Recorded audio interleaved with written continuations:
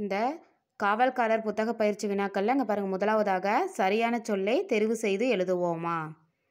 முதலாவது, பெயர் இல்லாத இச்சொல்லை பிரித்து எழுத கிடைப்பது. இதை பிரித்து எழுதுனா எப்படி எழுதணும் அப்படின்னா பெயர் கூட்டல் இல்லாத. அடுத்தது பாருங்க, வைக்கோல் மேலே துணியை சுற்றி வைத்திருக்கு பொம்மை இத்தொடரில் அடிக்கோடிட்ட சொல்லின் எதிர்ச்சொல். அதாவது மேலே, இதோட எதிர்ச்சொல் என்ன? கீழே. அடுத்தது மூன்றாவது, சோளக்கொல்லை பொம்மை என்பது நம்ம ஏற்கனவே சொல்லியிருக்கோம். சோளக்கொல்லை பொம்மை வந்து உயிருள்ள பொருளா உயிரற்ற பொருளா? உயிரற்ற பொருள். பாருங்க. அடுத்தது நான்காவது, அசைய கூட்டல் இல்லை இச்சொற்களை சேர்த்து எழுத கிடைப்பது அசையவில்லை. அது பாருங்க, நித்தம் இச்சொல்லுக்குரிய பொருள் நாளும்.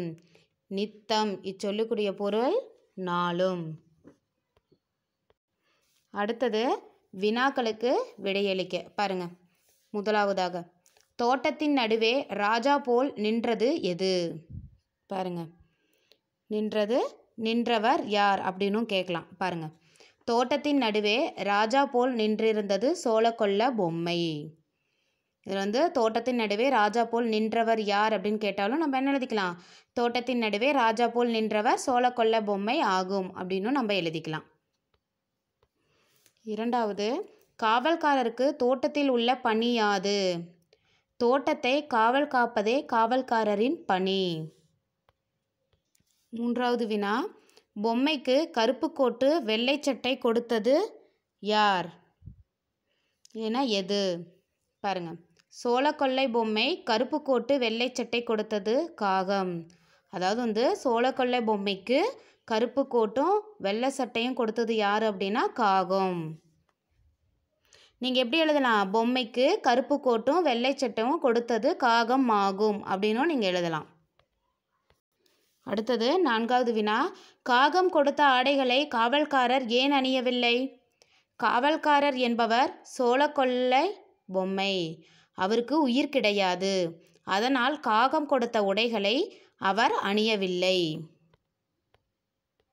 அடுத்தது பாருங்க, முதலெழுத்து ஒன்று போல் வரும் சொற்களை எழுதுக. இதில் முதலெழுத்து எல்லாமே வந்து ஒரே மாதிரி வரணும், அது மாதிரி நம்ம எழுதணும். பாருங்க, அவங்களே 2 கொடுத்துருக்காங்க.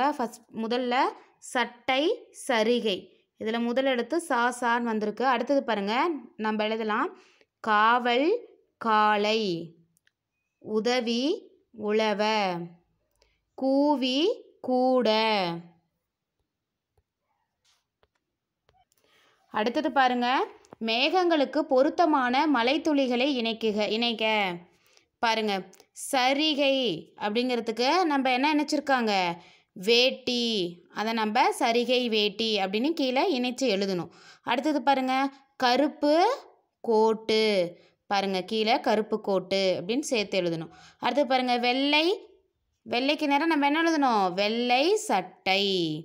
அடுத்தது பாருங்க, சோள கொல்லை, அது வந்து என்னது? பொம்மை. கீழே பாருங்க, சோள கொல்லை பொம்மை அப்படின்னு அது 2ஐயும் சேர்த்து நம்ம எழுதுகிறோம்.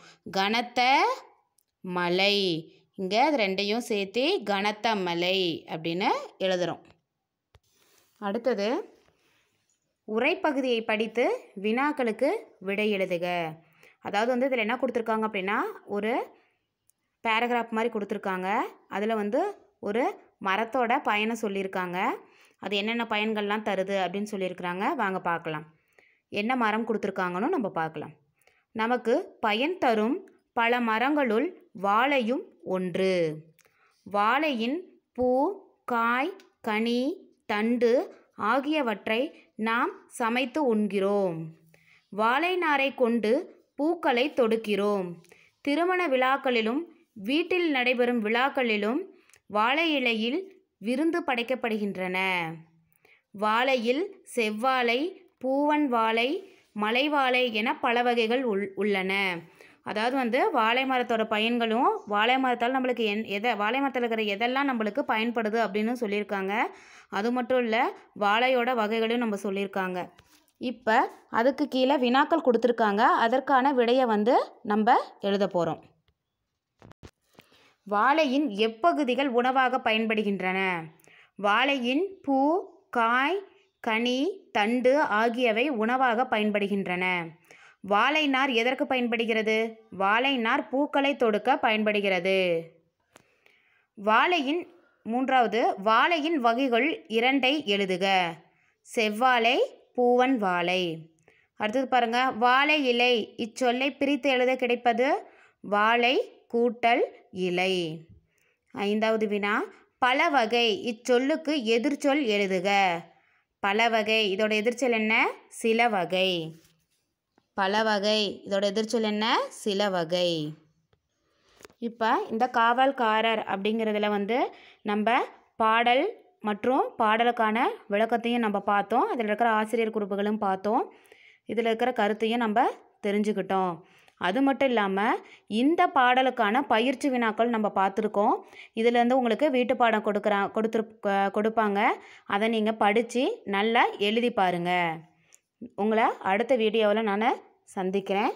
நன்றி, வணக்கம்.